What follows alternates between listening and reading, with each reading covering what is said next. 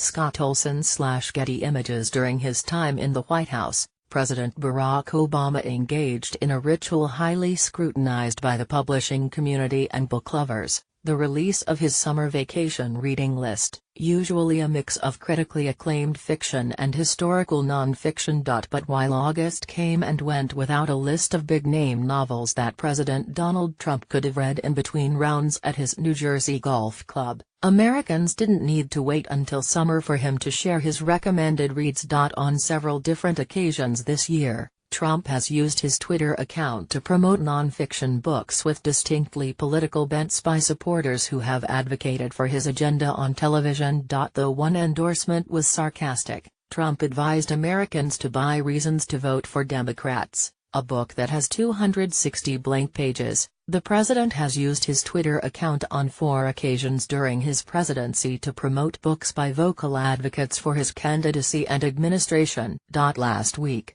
Trump recommended Americans pick up a book by Sheriff David Clarke, a highly polarizing Wisconsin law enforcement official known for his brutal jails, who frequently praises the president and spoke on Trump's behalf at the 2016 Republican National Convention.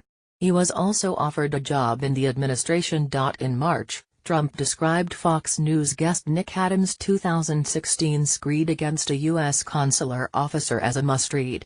Adams believed the office wouldn't let him into the country because he is a conservative.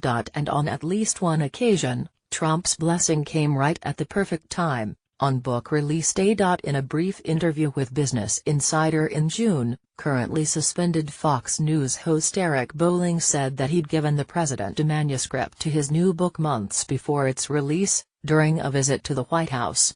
Although he said he didn't know whether Trump read the book, Bolling strongly hinted that when his book was released the next day, the president may give it a bump. Who knows?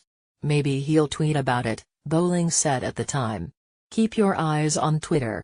Early the next morning, Trump did indeed retweet Bolling's promotion of his book. Other right-wing pundits have also floated around the White House and nearby Eisenhower Executive Office building, plugging their books with members of the administration. Conservative author and documentarian Dinesh D'Souza visited the White House earlier this month and posed for a series of photographs holding his new book The Big Lie, exposing the Nazi roots of the American left with since-departed White House staffers Steve Bannon and Sebastian Gorka. Though he detailed the tweets just minutes after posting, D'Souza said he briefed both Bannon and Gorka on the contents of the book, which makes the convoluted argument that Adolf Hitler's ideas indict the modern-day Democratic Party. Ethics experts told Business Insider that while Trump is allowed to promote books, other recent presidents have steered clear of explicitly telling Americans to read books with overtly political agendas.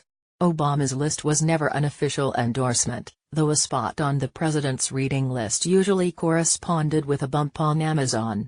Legal but tacky. Richard Painter, the chief ethics lawyer for former President George W. Bush, said in an email describing Trump's promotion of political books. And without precedent that I know of.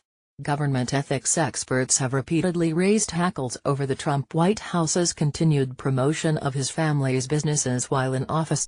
In March, the Office of Government Ethics criticized the White House for its refusal to discipline Trump counselor Kellyanne Conway, who promoted Ivanka Trump's products on air during an interview on Fox News.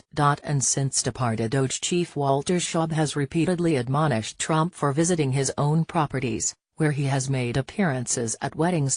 Despite concerns over the great monetary benefits the Trump family could reap from the promotional power of the bully pulpit, the opposite has happened on some occasions. At least 17 charities have pulled events from Mar-a-Lago following Trump's statements about white supremacist groups protesting in Charlottesville, Virginia earlier this month.